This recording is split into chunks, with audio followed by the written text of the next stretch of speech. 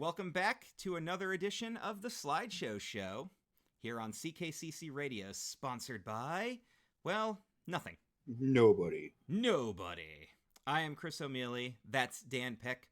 Last time, Dan showed me some pictures of some craptastic wrestling gimmicks, which was actually a lot of fun to rip on. The only one I didn't recognize offhand was Asia, just because I didn't ever really see that character. But sadly, I knew the rest of them. Dan. Yes. Are you a fan of female wrestling? Yes. I think you're a big female wrestling guy, right? Like, you've always been a big female wrestling advocate? Well, I don't know about always, but for a while, yes. For the most part, yeah. So what I've done... About 15 years now, yeah. I went to Bleacher Report and found a list of the 20 greatest female wrestlers of all time. And you get to react to them.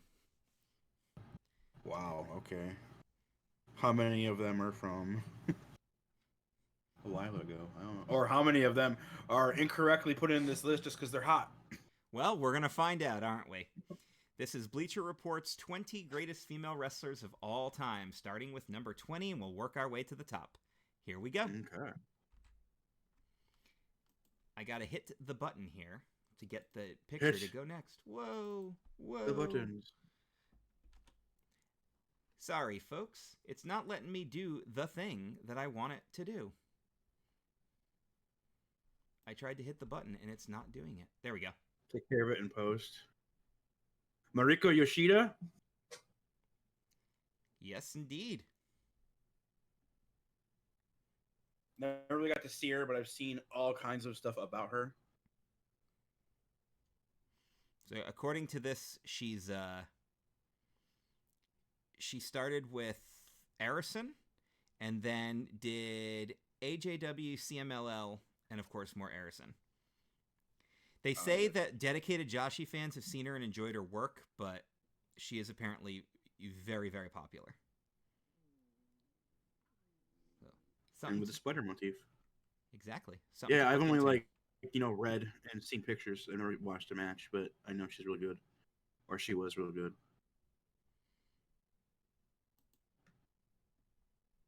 Well, you gotta have Gail Kim. I gotta go back and watch her first WWE run because I didn't get to see her until she was in Impact. It's very disappointing because it was a complete missed opportunity. They gave her the title on a Battle Royal right off the bat. Right off the bat, yeah, but it wasn't the best way to showcase her because it was a Battle Royal victory. Yeah. Grossly underutilized talent, but probably more synonymous with TNA than any other company. Even though she came back to WWE for a couple of years. Yeah, and then infamously walked out of the company in a match. Yeah. Eliminated herself from a Battle Royal and just exited the building. Impact did better with her. So. But big fan of hers. One of the best. Really athletic and innovative. One of the best female workers of all time. Speaking of great female workers. Look at Mickie James. Known about her for about 15. Yeah, since like when I came back to wrestling and started watching good women's wrestling in from 05 and a little bit before that, watching back. Alexis Lurie was one of those girls. And then when she showed up backstage in a random episode of Raw and was like, "Oh, good match, Trish. I'm your biggest fan." And I was like, "That's fucking Alexis Lurie." And she said her name was Mickie James, which is like her real name. Yeah, she just used her shoot name. And then she wanted to make a country album, and WWE was like, "We won't let you go on tour." And she's like, "Well, my contract's up soon, so fuck y'all." Basically. In fact, until Sasha and Bayley had that match at TakeOver Brooklyn, that was my favorite women's match of all time, was her versus Trish at WrestleMania 22. When she grabbed the cooch and then licked her fingers. And they edited that out. Edited out. We go to a crowd shot instead. Yep, that's been edited, but you can still find the clip. And of course, that also had a second half of that storyline had the debut of one Beth Phoenix, who then immediately got hurt. Immediately, yeah. Yep. I remember. Oh yeah, you got to have your Sarah Del Rey, or Sarah Amato, as she's known, with her shoot names working down at the Performance Center. You say Amato. Sh- I say yeah. Amato.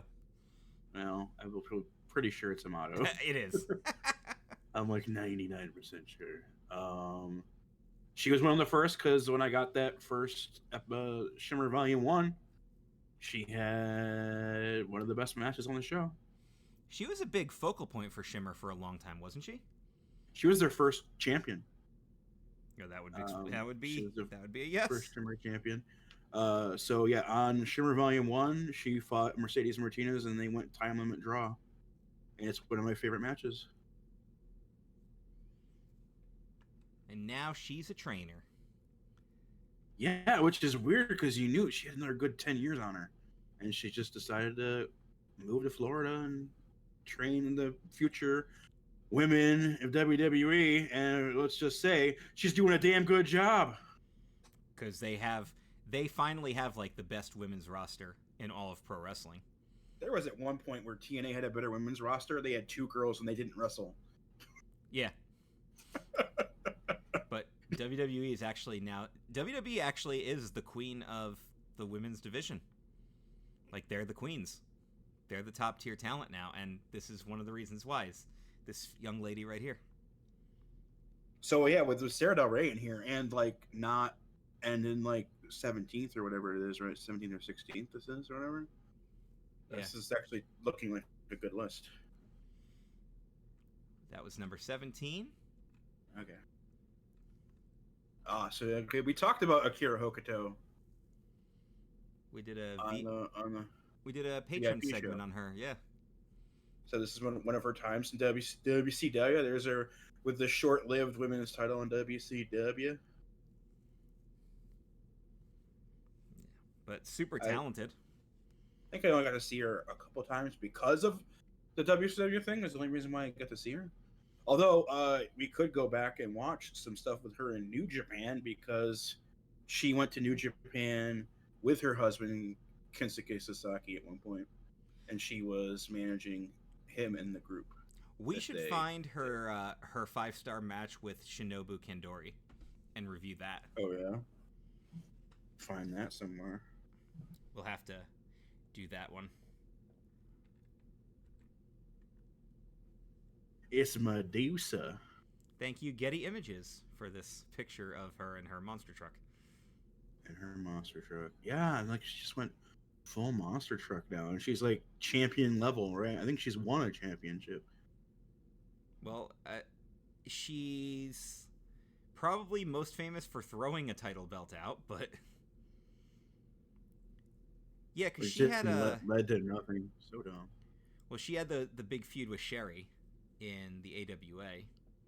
She was really well known for, but yeah, I mean, she was famous as Alundra Blaze too, but I think she's still known more as Medusa.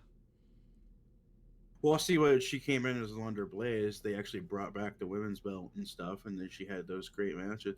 And they did the same thing they ended up doing in WCW. They brought a bunch of the Japanese girls over to wrestle her, and we saw Bull Nakano and a few other. Of course, then they were like, "Here's Bertha Faye." Oh yeah, ruin that real quick. Rhonda Singh. But she's not anything wrong. It's like Rhonda Singh was actually a decent worker, but of course they're just like, she's fat. We have to make jokes and stuffs about her gimmick because of it, because she's fat. And then we'll make frickin' Bruno fall in love with her. Ugh. Meanwhile, Alundra Blaze is like having fucking 5-star, having the best women's matches in like 20 years, because she's facing like Bull Nakano and stuff. And then she goes to WCW, throws away the women's title, and then they give her a new women's title, and then 3 months later, nothing of it exists. Former WCW Cruiserweight champion, Medusa. And now Hall of Famer. At least she got that going for her.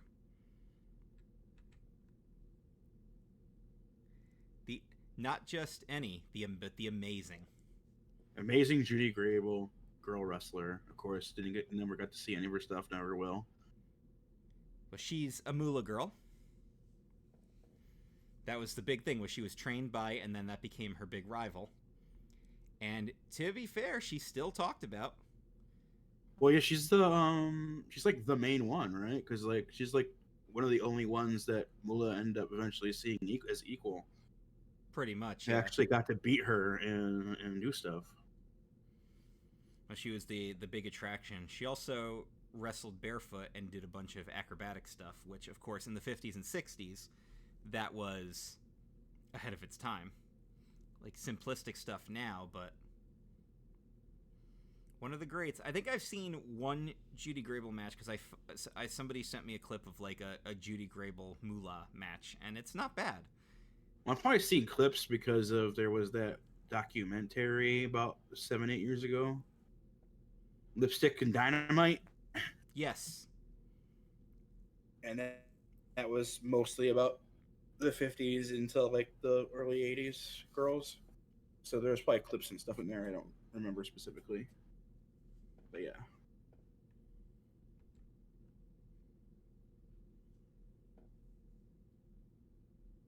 Girls just want to have fun.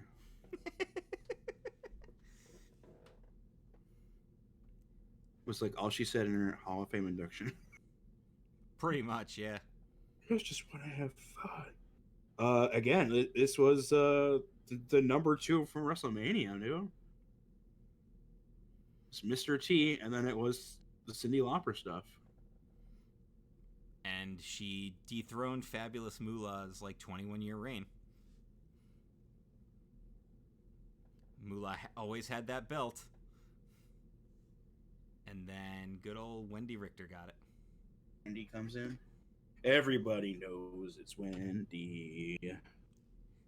Comes in. Yeah, I mean, and people like just be like, oh yeah, Mr. T. And it's like, you guys remember the Cyndi Lauper stuff, right? And they're like, oh yeah, what was that for? And I was like, the women's title match was like the second most hyped match on that show, bro. Yeah? Yeah, it People. was. It was indeed.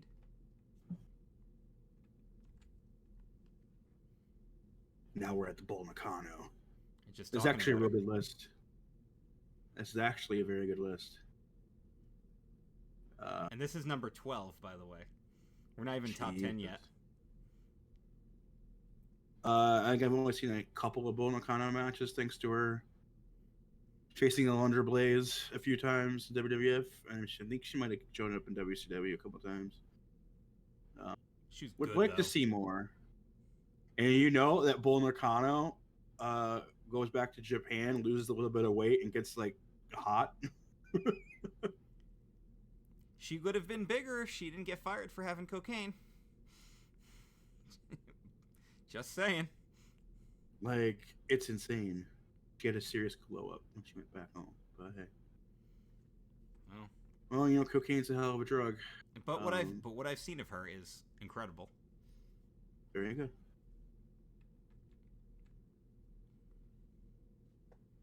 Well, there you go. There's another one of those. 10 years as the NWA Women's World Champion. June Byers. She is one of the ones where it was like her and her husband had a stranglehold on that part of the business for a while. But she was officially seen as Mildred Burke's successor. That's why she got over so big. Because that was I mean, like they say, that no territories back then ever kept women because they were such a huge attraction that they were all over the place. And in a lot of times, they were such a draw that they were the main event. That was a big thing back then.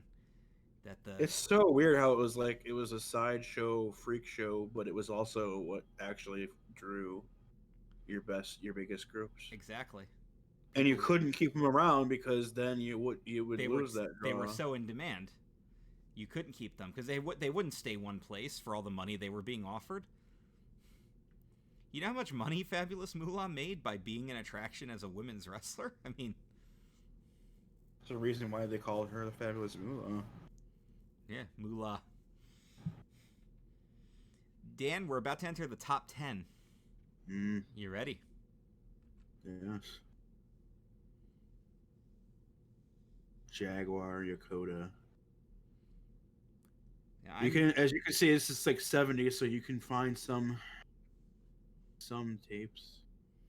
I don't know a lot about Jaguar Yokota. Now, I've heard the name, but I don't really know a lot about her.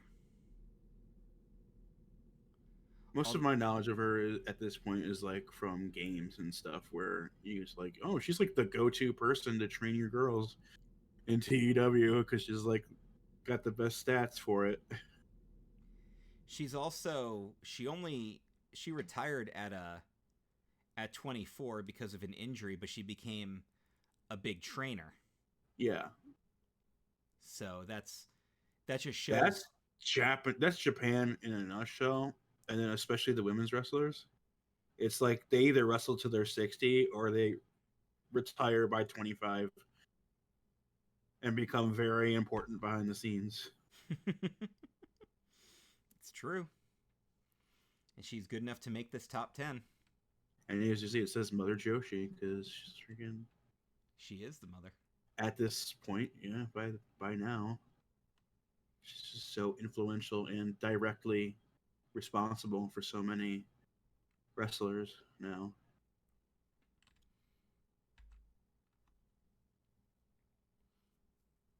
Gotta have China. I mean, China wasn't a worker, wasn't a looker, but was over as fuck. Yeah. I mean, that was the big thing, right? Like, she wasn't a great worker, but she didn't have to be because she was believable. You could put her up against men and have her kick their asses, and you believed it because she had the physique to do it. She had a couple of good. Poor Ivory there. Yeah, she had a couple of good matches, but it was also many of them with Ivory right there. Also, yeah, it was so weird to see her, like, you know, she was IC champion and she was doing stuff with Jericho, and then like a year later, she's finally going for the women's title. she was in 2 Royal Rumbles and she eliminated Mark Henry in one and Jericho in another because that's who she was feuding with at the time. And then she immediately got bumped by a heel. Yep, she was number 30 in the 1 Rumble, and that was she took out Sexual Chocolate, and then she got bumped out immediately, and he just pointed and laughed at her. The one where no, that was the Jericho one where it's just like a back elbow by Big Boss Man. Every girl who's been in the men's rumble though has eliminated somebody, right? Like China eliminated like I believe eliminated like one person each. Because Karma got an elimination, and Beth Phoenix got an elimination, and I'm pretty sure Nia Jax got an elimination too. So yeah, I think every time they've done that, they've gotten an elimination. In fact, I think the one thing is that Santino was in the Women's Rumble, and he got no eliminations, so... And that's the way it goes.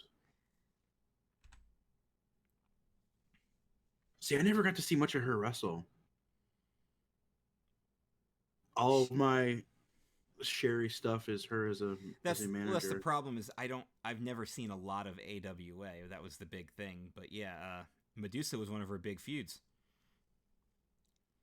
Well, I mean, there's some AWA on the network. Maybe we can find something. She's more known as a manager than a wrestler, but she was one of the first women to really wrestle that vicious, I'm going to kill you style. Yep. Because she was crazy. Bitch was crazy. She made it work. I mean, I believed it. I 100% believed it. Yeah, and she was a manager, not a valet. Yeah, she was a manager. She also performed vocals for an entrance song. Yes. And then a year later, they just let Sean do it himself. You know, I always thought that didn't make any sense. That Sean was the heel and he had someone singing for him, but then when he was the babyface, he was singing about himself. I always felt like that should have been backwards. And famously, that song was written by Jimmy Hart. Jimmy Hart wrote a lot of entrance songs that were amazing. All right, Sensational Sherry. Let's move on. Kong. who's been freaking great on Glow. Waiting on that next season. Brothers. So good. Yeah, she is she's a hell of a talent. Got to see her a little bit before she broke out mainstream. To see her on a few Shimmer shows, and then TNA got her. And her top came off when she got eliminated from the Battle Royal. #Welp. I'm like, what the hell? And then she went on to kill people in TNA, which was cool because they put her with Gail, so they had great matches. And then they would put her with Christy Hemme because Christy Hemme fucking sold well. It was like Christy Hemme was a bad worker, but she looked like she was dying. She was Kong was amazing. Everything she's done has been amazing. And I know she's going more behind the scenes now in AEW, but I think if she was able to be a mainstream star for them, their women's division would be on fire with her. Yes, I think she's just too beat up at this point, which is a real shame. But which is really, really, and also really strange because like there's this section in Glow season 3 about her being too beat up. I'm like, this is art imitating life right now. I'm like, this is like real. This is for real, not for play. Yeah, she's an incredible talent. It's just really good. And I imagine she's helping a lot in Glow because she's the actual wrestler that's there. Oh, I'm sure.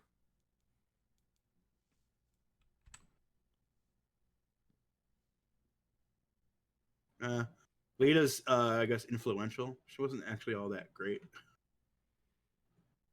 No, but she did. She did a lot of back flipping knees to faces, though. That's true. But I think the big thing with Lita was that she was a breakout for the mold of what the girls should look like. Because she didn't look like the average girl, but I think that's why she was so relatable. So fuck your rules, man.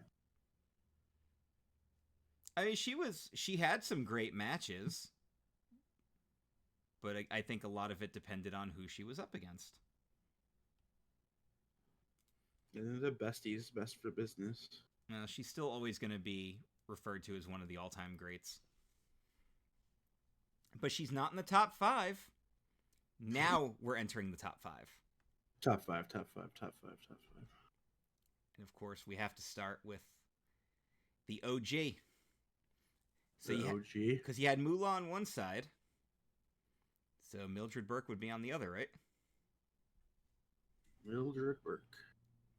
I mean, that's 30s, 40s, 50s. She's the original attraction. And she wrestled everybody. Well, she was around all that for that long. I mean, yeah. I mean, she's even... Again, only heard stories, seen pictures, right? But she has to be on the list, of course. But she's on the list! I mean, women's wrestling may not even exist without people like her, so... Because you needed her to influence people like Moolah, who you needed to create an entire generation of women's wrestlers. So I think she had a lot to do with it. But I didn't expect to have a lot to talk about her, because she's before even our parents' time, Dan. Yeah. So it's not like... She ended in the 50s, yes. So it's not like you and I are going to have a lot to say about her, but I know you'll have something to say about this next one. Aja Kong. She's one of the ones they brought in to fight Medusa as well. Mm-hmm. And she's still going strong. She's just not coming here as often. Well, I mean, that screenshot's from Double or Nothing. Yeah. She did a couple AEW shows at the beginning, but I don't think we've seen her much since then. So she's the opposite of what we talked about with Jaguar, right? Either yeah, because she's still going. I believe she's in her mid-50s at this point. And she's still kicking ass. She's still kicking ass. There's actually a really fun, I believe in Japan, they did I don't know how long it was, but it was Aja Kong and Amazing Kong, and they made them be like Valley Girls, and they were like a tag team that acted like Valley Girls, and it's fucking awesome. That would be amazing. I'd watch that. You gotta try to find that. They were like, I think they were using like shoot names, so they're like Kia and whatever Usher Kong's real name is. Yeah, I don't know. I don't know a lot of the Japanese talents' real names, but that works. A lot of Japanese talents work on with their real name. Yeah, but there's a couple. A rather of high amount, actually. There's a couple of gimmicks out there. All right. Of course, you knew this was coming. Trish Stratus, Patricia Strategis. She was a fitness model. And then someone at WWE is like, yeah, she's so hot. And they brought her in, and she just did a I'm so hot thing for a couple years, and then became a wrestler. And became one of the best. And fucked women's wrestling for about 10 years after that because of it. Because she was so successful, Vince had a boner for sign them when they look good and teach them to wrestle. That was and John Lauren. No one paid off even close to the way Trish did. They finally got a generation of girls who can do both. But it took 10 years after Trish pretty much to get there. They had to give up on that formula. But yeah, but she's the modern day influencer because she's the main influence behind all the current crop of talent. She's the most modern example of that. Yeah, now we're starting to see like girls that are like, oh yeah, man, I was like a big fan of Mercedes KV on the indies. We're starting to see those girls coming now. Yep. I'm like, oh yeah, no, I was watching, you know. But yeah, Trish will always be an all-time great. It's why she's third on the list, of course. So it's good because she turned into one of the best, but due to the circumstances of her becoming one of the best, it was kind of a detriment to women's wrestling for a while. In a way, yeah, you could, yeah. And of course, in the silver medal goes to the ultimate. Silver medal goes to Moolah. Yeah, silver medal goes to Moolah. But what can you say about Moolah that hasn't already been said? Fucking 30 years as a champion. She trained all the girls, kept them under her thumb so she could still be on top. She took all their money. Apparently her and Mae Young beat the crap out of people. The Moolah stories are crazy. Like that Dark Side of the Ring they did on her allegedly was insane. Voted them out. Yeah, that Dark Side of the Ring they did on her was nuts. But the thing is, she is a true pioneer for women's wrestling in the WWF. Without her influence, there may not have been such a hot women's division. The Spider Lady or whatever the WrestleMania, the original Screwjob. The original Screwjob, yeah. Where she shoot pins her like 2 minutes into the match. Wasn't that with Wendy Richter? I think that was, yeah. Yeah, we have the Montreal Screwjob, and then we have the original Screwjob. Where she shoot pins. He gets the belt like in 2 minutes. So, Dan, would you like to know who got the gold medal? Yeah, I'll go see who they think is the most. Number one. Yeah, okay. Manami Toyota, number one, yes. I was going to say, I didn't think you were going to disagree with this one. She is probably the best of all time. Surprised we didn't see Johnny May, but maybe she was 21. I can actually give you the honorable mentions if you want. Yeah, we can do that. There are some honorable mentions on I've here. actually gotten to see some Manami Toyota matches thanks to a company that no longer exists, Chikara. They brought her in for a few shows 1 year, about 7-8 years ago, and she was in King of Trios, teaming with Quack and was it Johnny Saint? That was a great time actually, because that was like, hey, that was like when they were like, "Hey, we are big enough now that people recognize us, and people who were influential to us are willing to do shows with us now." And so we got like Johnny Kidd and Johnny Saint came over for like most of a year, and Manami Toyota came out for a few tours, and it was great to watch these people that influence the people that influence you. You know. Gotta check that out.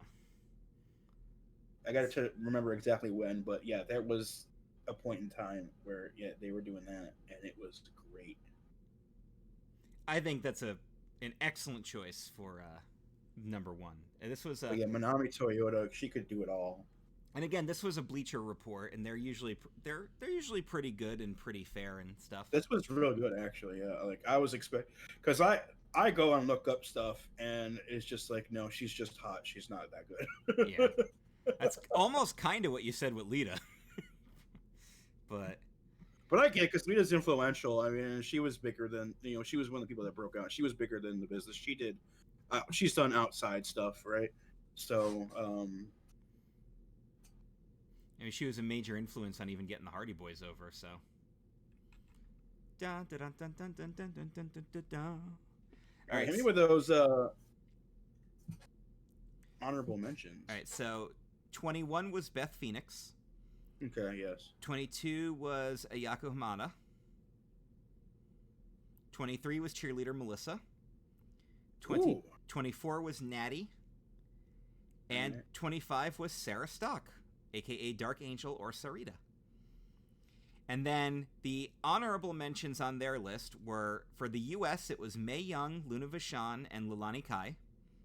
Okay. From Mexico, it was Lady Apache, La Amapola, and Marcella.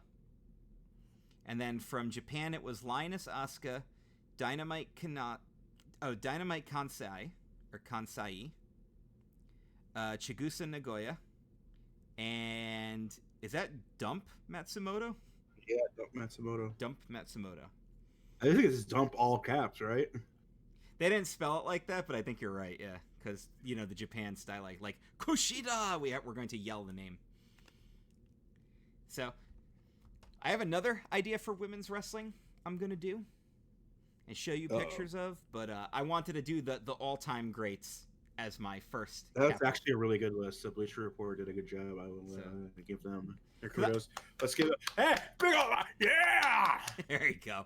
I saw one list where it was like the greatest women's wrestlers of all time, and half of them are currently working in WWE, and I'm like, oh no. Like, I love Becky Lynch as much as everybody else does, but no. We're looking for all-time greats. Not now. If you're gonna do best today, you can make an argument for Becky Lynch, but yeah, no, not that way. But we got some ideas here, so shoot us your ideas. If you want to guest on the show and you're part of our community here, we will take that into consideration. I think Jeff Trelowitz from Ranking Tracks and Real Paranormal Talk wants to do one, and I think I got an idea of something I'll do with him.